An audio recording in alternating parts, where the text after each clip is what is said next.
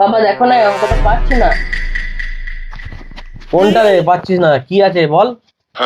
দেখো না বাবা, 40 টাকা কেজি হলে 55 কেজি আলুর দাম কত হবে?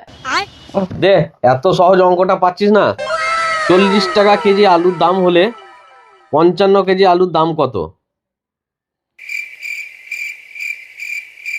এই, এখন শীতকাল পড়ে গেছে, আলুর দাম অত নাই কো, 10 টাকা কেজি আলু হয়ে গেছে।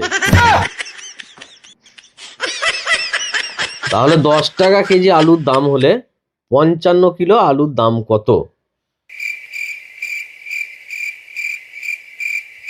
এই 55 কেজি আলু নিয়ে কি করবি? বাবার বিয়ে দিবি? তাহলে 10 টাকা কেজি আলু হলে 5 কেজি আলু, 5 কেজি আলু নিলেই হয়ে যাবে। তাহলে 5 কেজি আলুর দাম হচ্ছে 5×10 50 টাকা। তাহলে 50 টাকা হচ্ছে উত্তর, বুঝতে পারলি?